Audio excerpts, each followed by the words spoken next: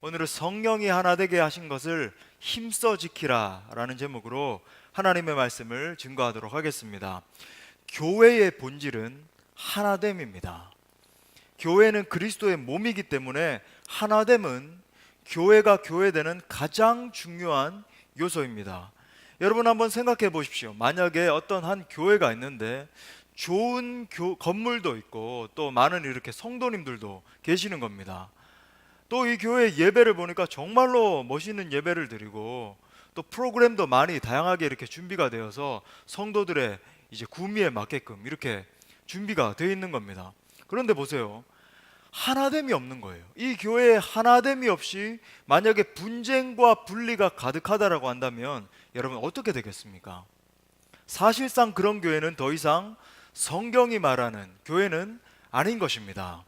하나됨은 교회의 본질입니다. 이 하나됨은 본질적으로 삼위일체 하나님의 속성이에요. 성부, 성자, 성령 하나님이 계십니다. 이 세 분의 영광과 권능은 동일하세요. 동시에 성부, 성자, 성령 하나님이 삼위로 존재를 하시는데 동시에 하나입니다. 삼위로 존재를 하시는데 하나입니다. 셋인데 하나이고 하나인데 셋이에요. 그러니까 삼위일체 하나님의 연합을 인간의 논리로는 도저히 이해할 수도 없고 또 설명할 수도 없습니다.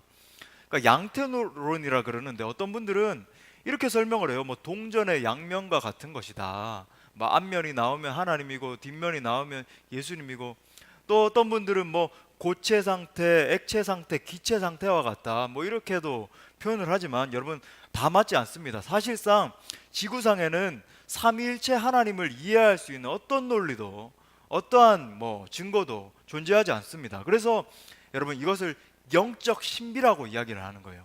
Spiritual mystery, 영적인 신비이다 라고 이야기를 합니다.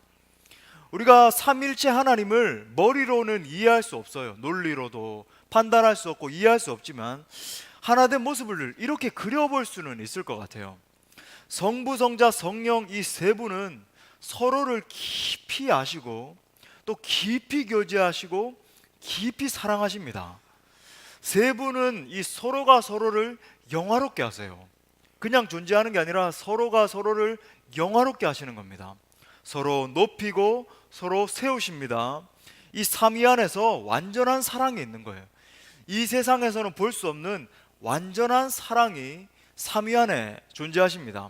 그래서 사도 요한은 하나님을 갖다가 어떻게 표현합니까? 하나님은 사랑이시라, 하나님은 사랑이시라 라고 표현을 하신 겁니다. 하나님이 한 분이 아니라면 할 수 없는 말이겠죠. 또 세 분은 서로 같은 목적을 가지고 같이 협력을 하세요. 세상을 창조하실 때도 같이 창조하셨습니다. 우리는 그냥 얼핏 생각하기에 성부 하나님만 세상을 창조하셨다 이렇게 생각할 수 있지만 여러분 창세기 1장을 한번 보십시오. 삼위 하나님이 동시에 등장하고 있다는 것을 여러분 보실 수 있습니다. 동시에 세 분이 협력하셔서 이 세상을 창조하셨어요. 또 세상을 구속하실 때에도 어떤 면에서 예수 그리스도가 주도가 되셔서 구속하셨다라고 우리가 생각할 수 있지만 그렇지 않습니다. 세 분이 함께 협력하시고 하나가 되셔서 우리 이 세상을, 모든 세상을 구속하신 거예요. 또 심판하실 때도 같이 하십니다.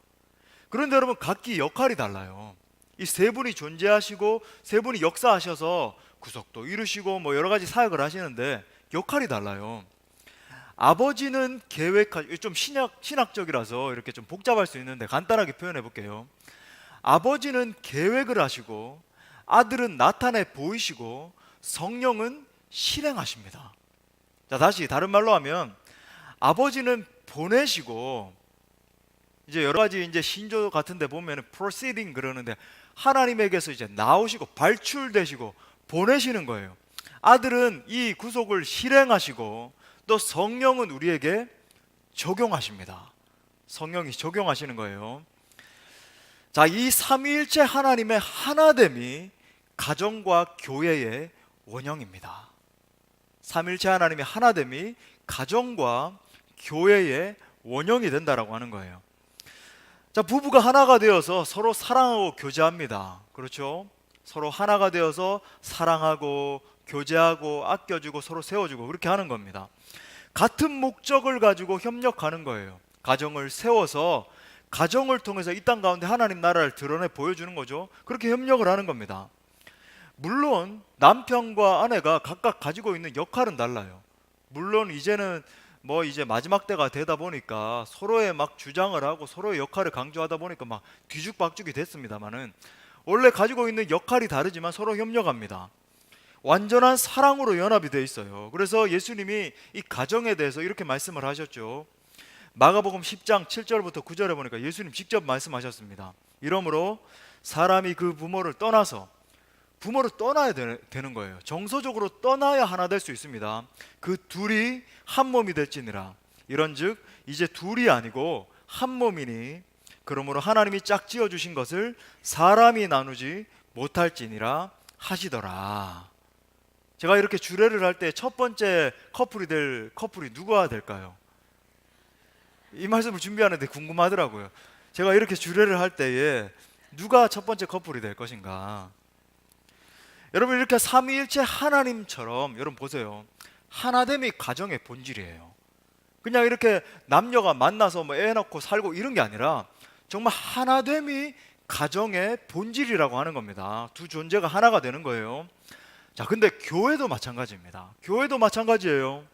교회도 진리 안에서 모든 성도들이 서로 사랑하고 교제하는 거예요. 그러니까 여러분, 교제가 없는 교회는 사실상 교회가 아닌 겁니다.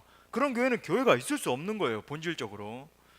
물론 여기서 말하는 교제는 fellowship이라고 하는 것은 단순히 뭐 어떤 인간적인 친목을 도모하고 같이 뭐 막 깔깔거리고 웃고 뭐 이런 게 아닌 거예요. 같은 그리스도의 피를 나눈 형제로서, 자매로서 성령 안에서 교제하는 겁니다. 성령 안에서 깊이 교제하는 거예요.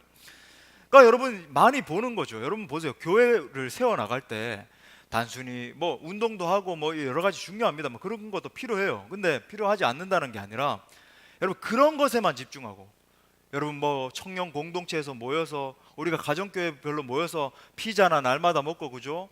막 카레라이스나 해 먹고 막 서로 뭐 운동이나 하러 다니고 이러면 서로 친해질 것 같죠?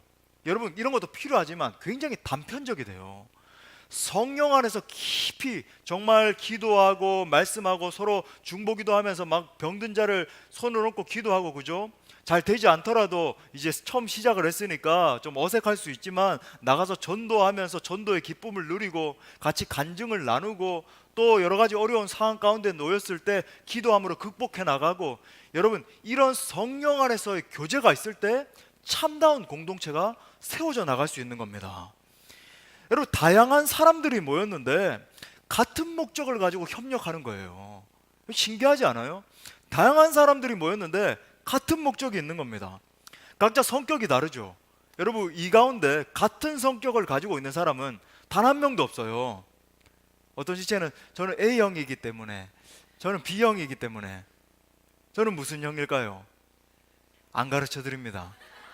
우리 목사님이 뭐 O형이니까, A형이니까, B형이니까 저는 예수 보혈형이에요. 여러분 그런데 우리는 똑같이 성격이 다르지만 똑같은 마음으로 예수 그리스도를 닮아가려고 노력하는 거예요. 특별히 하나님 나라를 이 땅에 세우기 위해서 같이 사역합니다. 그런데 여러분 보세요.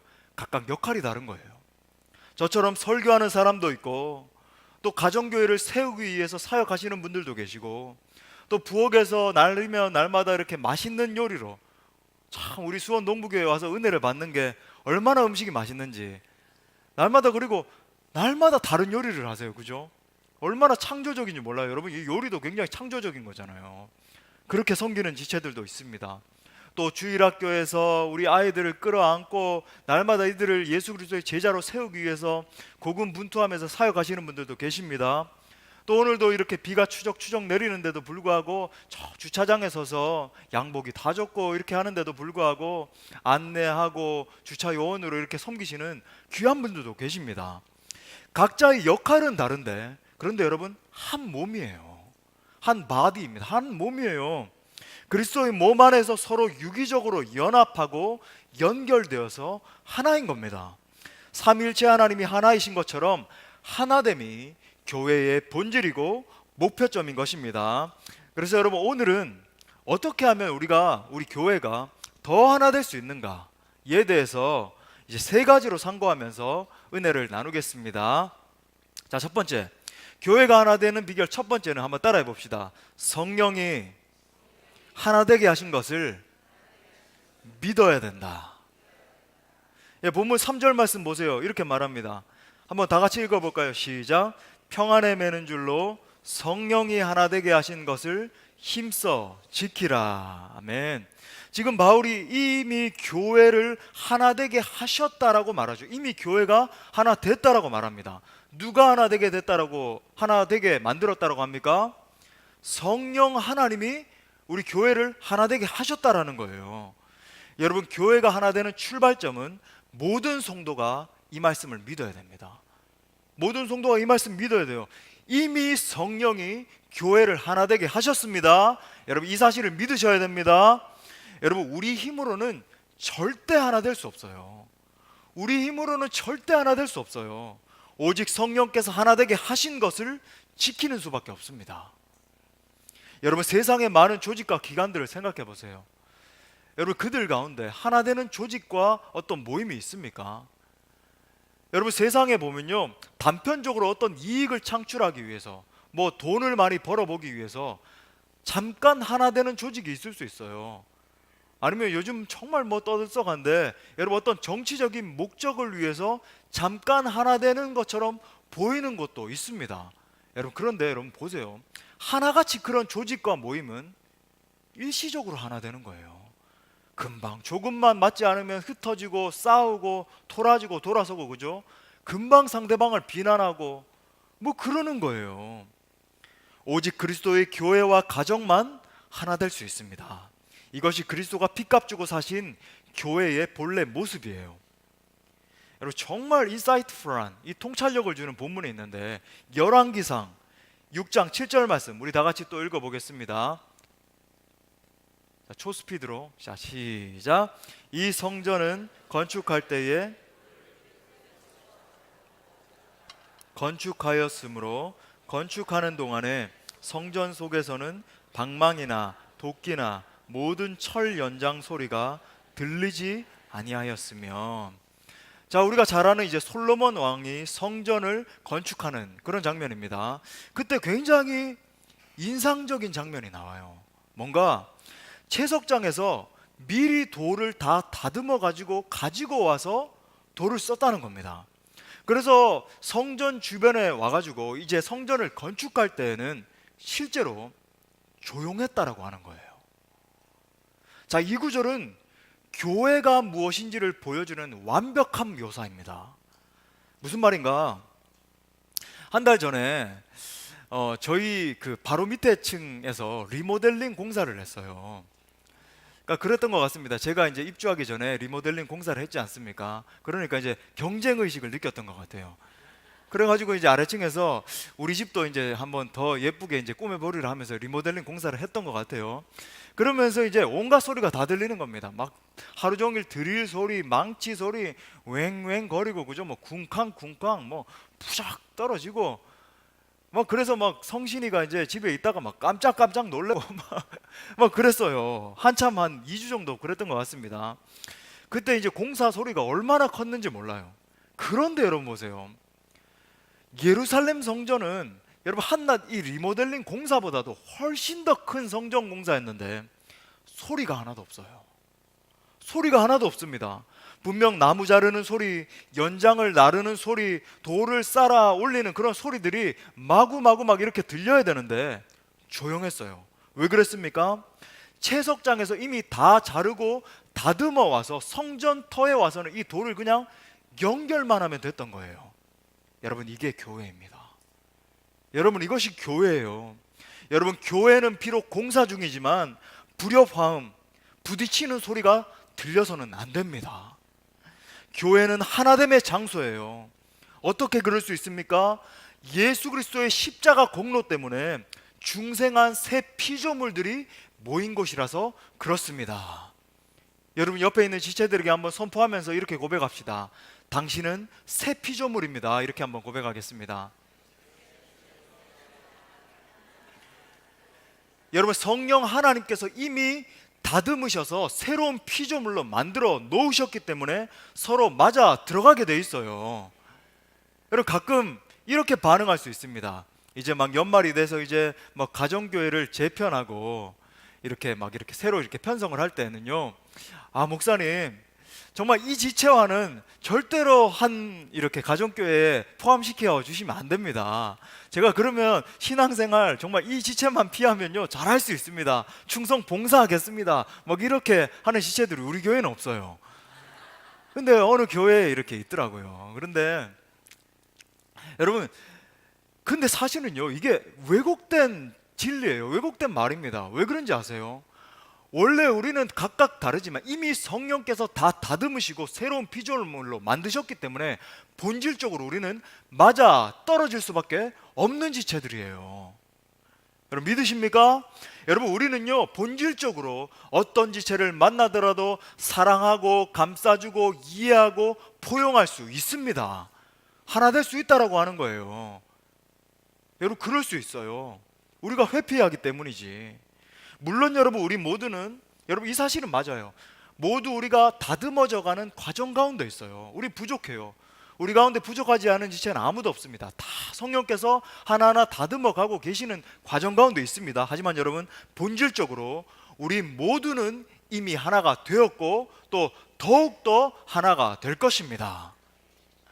여러분, 그래서 본문 4절에서 이렇게 말하는 거예요. 몸이 하나요 성령도 한 분이시니 이와 같이 너희가 부르심의 한 소망 안에서, 두 소망 세 소망 아니에요, 부르심의 한 소망 안에서 부르심을 받았느니라. 여러분, 이것이 교회입니다. 교회의 본질은 하나됨이에요. 또 5절에 보니까 주도 한 분이시요 믿음도 하나요 세례도 하나요. 또 6절에 하나님도 한 분이시니 곧 만유의 아버지시라 만유 위에 계시고 만유를 통일하시고, 하나로 통일하시고 만유 가운데 계시도다. 할렐루야. 예. 자, 교회가 하나 되는 비결 두 번째는 또 따라해 보겠습니다. 성령의 충만을 받아야 된다. 자, 다시 3절 말씀을 보십시오. 이렇게 말합니다. 성령이 하나 되게 하신 것을 힘써 지키라 라고 말합니다. 자, 이 말씀을 더 이제 깊이 들어가기 위해서 우리가 요한복음 17장 21절 말씀에 주목할 필요가 있습니다. 요한복음 17장 21절 말씀, 이 띄워진 말씀은 예수님의 겟세마네 기도인데, 여기에 나오는 예수님의 기도도 오늘 본문 말씀과 동일합니다. 똑같아요.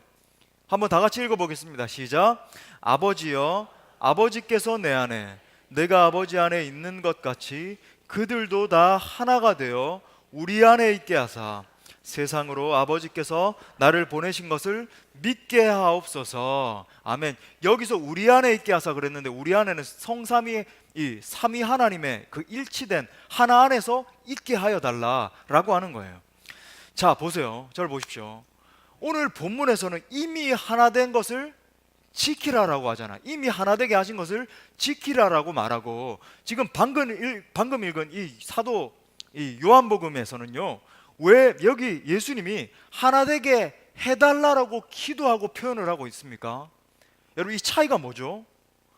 예수님이 지금 하나 되게 해달라라고 이야기하잖아요. 근데 오늘 본문에서는 이미 하나 되게 하신 것을 지키라라고 말하잖아요. 여러분, 이 차이가 뭡니까? 결국 이것은 같은 말이에요. 왜 같은 말입니까? 둘 사이에 오순절 성령 세례가 있었습니다. 오순절 성령 세례가 있었어요. 예수님은 오순절 전이라서 하나 되게 해달라라고 기도하신 것이고, 오늘 본문은 오순절 후기 때문에 사도 바울이 하나 되게 하신 것을 힘써 지키라 라고 명령하고 있는 거예요. 자, 오순절날 성령의 강력한 부으심이 있었습니다. 마치 용광로 같은 불로 성령이 임하셨어요. 그래서 모든 흩어져 있던 심령을 녹여서 용광로 속에 완전히 녹여가지고 하나로 만드셨습니다. 성령의 역사로 말미암아 온 우주적 교회가 하나로 통합되게 된 거예요. 무슨 말입니까? 오순절에 드디어 예수님의 기도가 응답된 것입니다. 아버지여, 이들이 하나가 되어 우리 안에 있게 하옵소서라고 기도하신 것이 오순절날 응답된 거예요. 자, 여기서 다시 정리해 보겠습니다. 모든 성도들이 마치 삼위일체 하나님의 하나됨처럼 하나되게 된 계기가 무엇입니까? 바로 성령의 충만함을 받은 거예요. 성령 충만 받은 것입니다. 사랑하는 여러분, 우리도 성령 충만 받으면 하나 될 수 있습니다. 여러분, 한 번 받으면 되는 게 아니고 계속 성령 충만 받아야 돼요. 그냥 한번 예전에 과거에 내가 성령 충만 한번 받았습니다. 내가 회심할 때 눈물 펑펑 흘리면서 뭐 방언도 터지고 하나님 앞에 충분히 회개하고 그런 역사 있었습니다. 그러면 되는 게 아니라 날마다 성령 충만 받아야 됩니다. 여러분, 이게 본문에 힘써 지키라 라고 하는 진의예요. 그래야 여러분 교회가 하나 될 수 있습니다. 여러분, 교회가 하나 되면 어떤 일이 일어납니까? 아까 읽은 요한복음 17장 21절 하반절에 보니까 세상으로 아버지께서 나를 보내신 것을 믿게 하옵소서. 이 세상으로 아버지께서 나를 보내신 것을 믿게 하옵소서라고 말합니다. 바로 여러분, 교회가 하나 될 때에 세상이 예수 그리스도께서 하나님이 보내신 바로 그 메시아이심을 믿게 된다는 거예요. 다른 말로 하면 예수 그리스도의 복음이 온 세상에 전파된다는 겁니다. 영혼 구원의 역사가 일어나는 거예요. 여러분, 이게 전도이고 이게 선교입니다. 여러분, 전도와 선교는 교회가 하나 되는 데서 출발하는 거예요. 교회가 하나 될 때에 전도와 선교가 일어나는 겁니다. 교회가 성령 안에서 하나가 되면 선교가 저절로 일어나요. 그러니까 전도와 선교는 하나 되는 힘이, 교회가 하나 되는 힘이 밖으로 분출되는 겁니다. 다시 중요해요. 전도와 선교라고 하는 것은 교회가 하나 될 때에 그 힘이 밖으로 분출되는 겁니다. 하나가 되면 여러분, 세상 사람들이 우리를 보고 영적인 거룩한 충격을 받아요. spiritual shock, 영적 충격을 받게 됩니다. 세상 사람들이 이렇게 말하기 시작해요. 아니, 인간 조직에는 절대 이런 일이 일어날 수 없는데 이건 무슨 일이죠? 도대체 이거 교회에서 무슨 일이 일어난 거죠? 교회도 인간들의 모임인데 어떻게 그렇게 뜨겁게 서로 사랑하고 용납할 수 있습니까? 어떻게 그 어려운 고난 속에서도 날마다 기뻐하고 즐거워하고 찬송하면서 모이기에 힘쓸 수 있습니까? 여러분, 이 시대는 정말로 핍박이 강력했던 초대교회 시대인데 네로 황제가 막 잡아 죽이고, 그죠? 도미티안 황제가 막 잡아 죽이고 이런 시대인데 어떻게 그렇게 날마다 찬양하고 기뻐하고 성찬을 행하고 그렇게 모이기에 힘쓸 수 있습니까? 이때 여러분, 우리는 이렇게 말하는 거예요.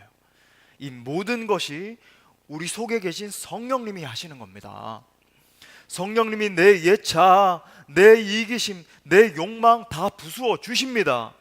채석장에서 돌을 깎고 다듬듯이 우리의 예자를 부수어서 하나로 만들어 주세요. 그래서 우리가 하나가 될 수 있는 겁니다. 이렇게 간증할 때 세상 사람들이 이렇게 말하기 시작하는 거예요. 정말로 그래요? 정말로 그렇습니까? 예수님을 믿으면 정말 그렇게 되나요? 아, 성령님이 정말로 그렇게 능력이 있는 분입니까? 그러면 저도 예수님을 믿고 싶습니다. 이렇게 고백하게 되는 거예요. 여러분, 이것이 선교입니다. 이게 전도예요. 초대교회에 성령 세례가 임하니까 그런 일이 일어난 것입니다.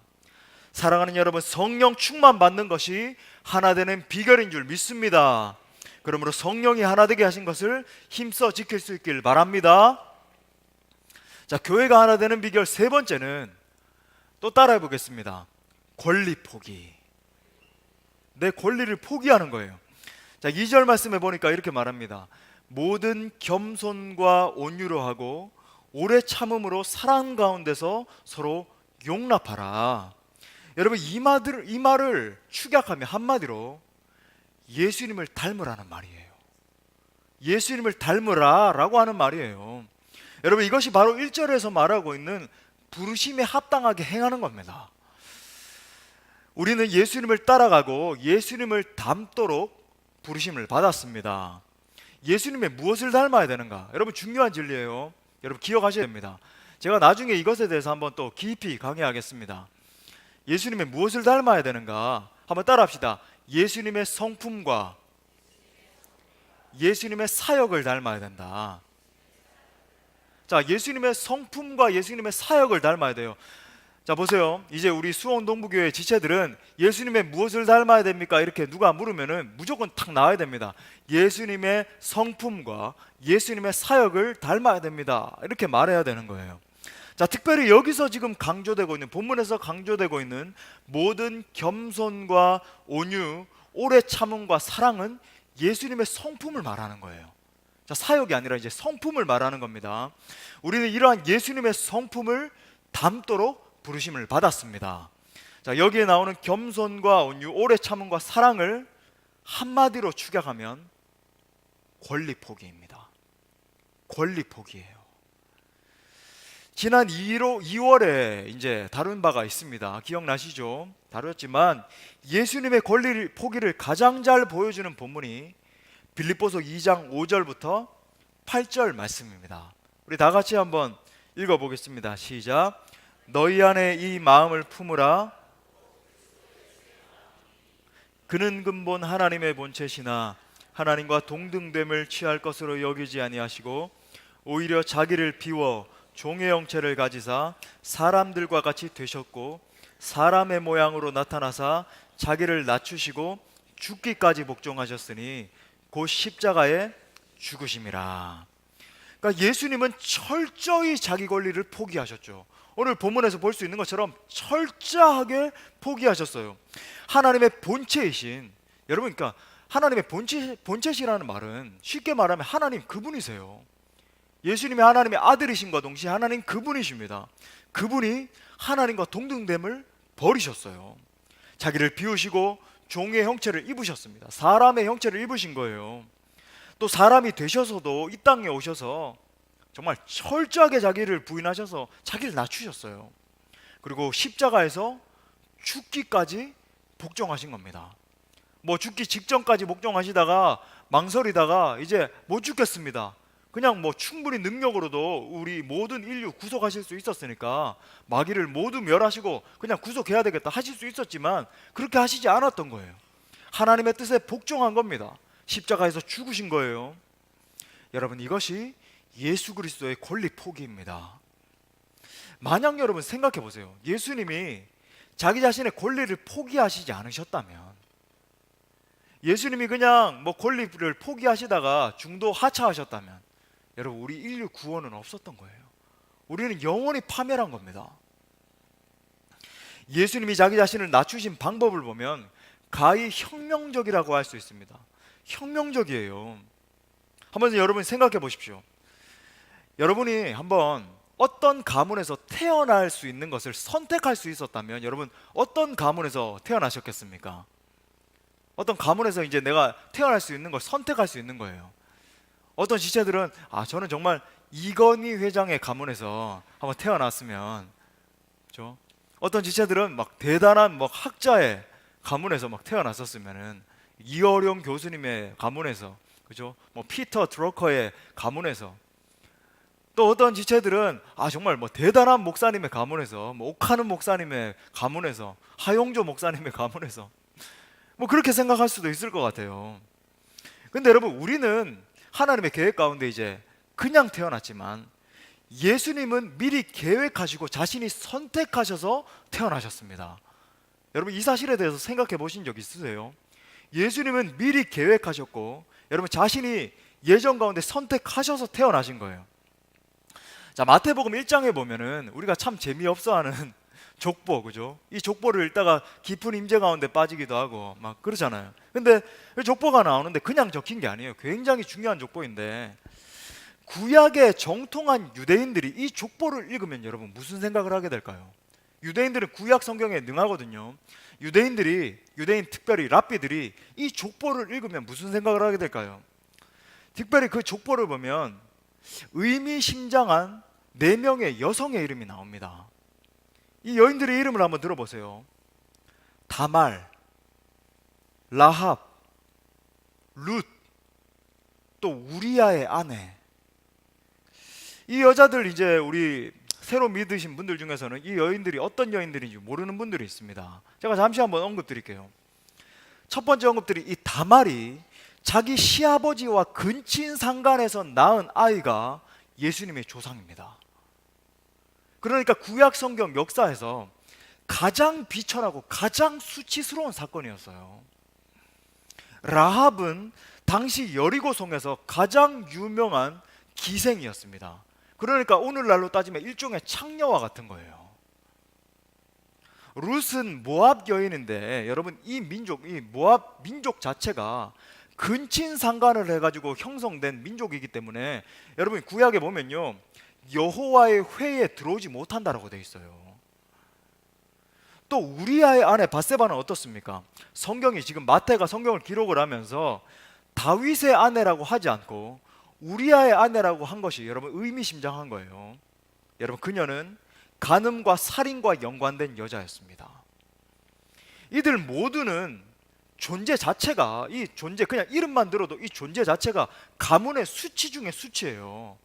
생각해 보세요. 우리의 가문에, 우리가 속한 가문에 이런 여인들이 있다라고 한다면, 예?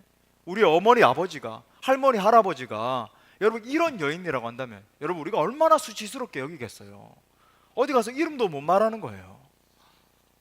그런데 여러분, 예수님은, 우리 구주 예수님은 의도적으로 이런 집에서 태어나셨습니다.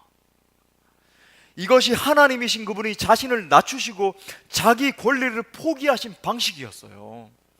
철저하게 죄인과 자신을 동일시하시는 방식입니다. 철저하게 죄인인 우리와 자기를 동일시하시는 방식이에요.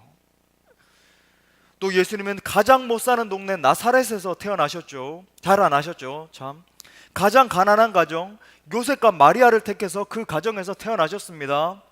직업도 그 당시에 가장 천한 직업으로 여겨지던 목수였어요. 뭐 어떤 학자들은 석수였다, 뭐 상관없습니다. 목수였던 석수였던 그의 손은 거칠었고요, 그의 얼굴은 이 팔레스타인의 땡볕에 완전히 타가지고 아마 예수님 바라보면 눈만 뻐끔했을 거예요. 시커멓게 그을러서 얼굴은 새카맣고 온 팔과 뭐 다리에 상처 투성이고, 우리 인간적인 눈으로 보기에는요, 뭐 원빈이다, 장동건이다, 권상우다, 뭐 이런 사람들과는 전혀 상관없는 매력적인 구석이 하나도 없었을 거예요. 예수님의 초라하기 그지없는 외모에 대해서 이사야 선지자가 이렇게 말했죠. 이사야 53장 2절에서 그는 주 앞에서 자라나기를 연한 순 같고, 연한 순 같았다라는 거예요. 마른 땅에서 나온 뿌리 같아서, 얼마나 초라했으면 물도 없는 마른 땅에서 겨우 올라온 이 뿌리 같대요. 뿌리 깡마르고 고생하고 자라서 볼품이 없고 고운 모양도 없고 풍채도 없은즉 우리가 보기에 흠모할 만한 아름다운 것이 하나도 없었다. 하나도 없었다. 생각해 보십시오. 예수님은 하나님이십니다. 영원히 찬양과 존귀와 영광과 능력을 받으시 합당하신 분이세요. 여러분, 예수님이 우리를 구속하시기 위해서 이 땅에 뛰어내려오시기 전에는요, 영광스러우시고 아름다우시고 정말로 영원히 찬양받으시기 합당하신 거대하신 주님, 온 우주를 통제하시는 그런 분이셨어요. 그런데 여러분, 하나님과 동등됨을 취하지 않으시고 이 땅에 뛰어내려오셨습니다. 내려오시되 의도적으로 가장 수치스러운 가문에서, 가장 비천한 동네에서, 가장 가난한 부모에게서 가장 낮은 직업을 택하셨습니다. 여러분, 이것이 성경이 말하는 자기를 낮춘다라고 하는 뜻이에요. 성경이 말하는 겸손의 뜻입니다. 여러분, 그래서 어디 가서 우리가 겸손 말할 수 없어요. 예수님의 겸손을 만나기 전에는 여러분, 겸손하다, 부끄러워서 고백할 수 없어요. 여러분, 우리는 예수님 앞에 설 때에 날마다 엎드릴 수밖에 없어요. 여러분, 이것이 권리 포기이고 이것이 복음입니다. 사랑하는 여러분, 우리가 믿는 복음이 왜 기복적이 될 수 없습니까? 왜 기복의 복음이 될 수 없어요? 우리 예수님은 이 세상에서 인간이 받을 수 있는 모든 수치, 모든 모욕, 모든 조롱, 멸시, 천대, 가난, 고생, 배신, 고독을 다 당하셨습니다. 마지막에는 결국 십자가에서 살해당하셨어요. 그러니까 이 33년 전체가 고난과 고통의 인생이었다라고 해도 과언이 아닙니다. 그런데 여러분, 우리가 어떻게 높아지는 길을 선택할 수가 있겠냐는 거예요. 우리가 어떻게 내 부와 내 명예와 내 인기, 내 성공 추구할 수 있겠냐는 말입니다. 이것이야말로 십자가의 원수로 행하는 길이 아니겠습니까? 여러분, 마귀는 하나님과 동등하지 못함에도 불구하고 하나님과 같아지려고 했어요. 여러분, 이것이 마귀의 본성이에요.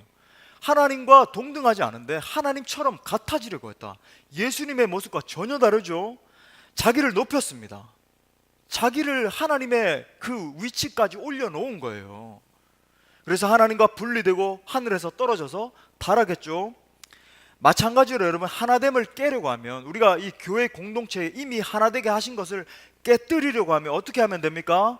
마귀처럼 내가 높아지려고 하면 돼요. 내 주장하면 돼요. 내 권위 내세우면 됩니다. 교회에서 내 이름 내면 돼요. 내 자아대로, 내 이기심대로 내 자랑하면 됩니다. 내 위치보다도 더 높이 가서 내가 어떤 위치를 점해보려고 애를 쓰면요, 여러분, 마귀처럼 돼서 여러분 교회를 깨뜨리는 것을 위해서 쓰임받을 수 있어요. 사랑하는 여러분, 그렇다면 우리가 걸어가야 할 길은 무엇입니까? 바로 권리 포기의 길인 것입니다. 여러분, 그것은 권리 포기는요, 그냥 어떤 단편적으로 개념이 아니라 실제예요. 예수님처럼 내 자아를 죽이는 겁니다. 예수님처럼 겸손의 길을 걷는 거예요.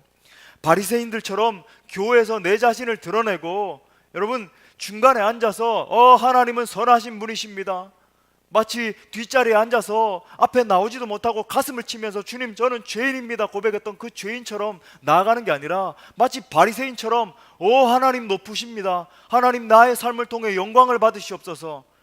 여러분, 그렇게 하는 그런 모든 본성들을 죽이는 거예요.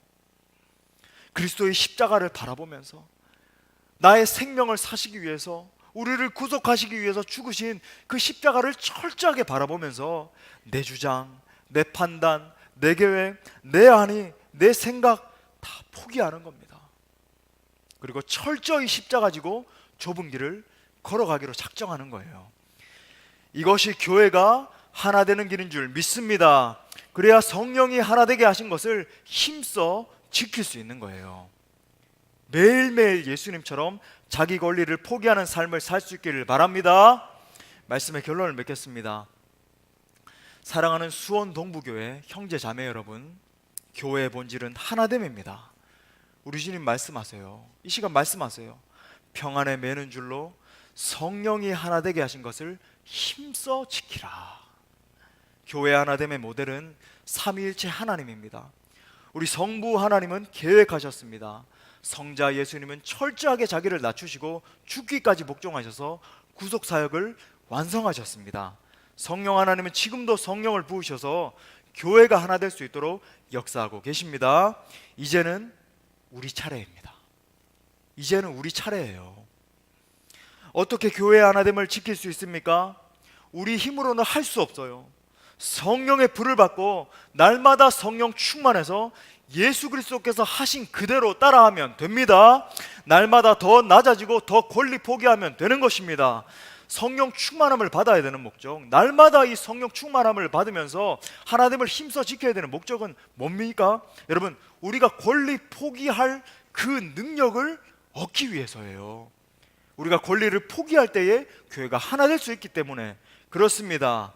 아무쪼록 오늘 우리도 날마다 성령으로 충만하고 자기 권리를 포기하면서 성령께서 이미 하나 되게 하신 것, 우리를 통일하신 것을 힘써 지키면서 나아가는, 그래서 하나님께 크게 영광 올려드리는 우리 수원 동부교회 모든 권속들 될 수 있기를 간절히 축원합니다. 아멘. 우리 좋으신 하나님께 영광의 박수 올려드리겠습니다.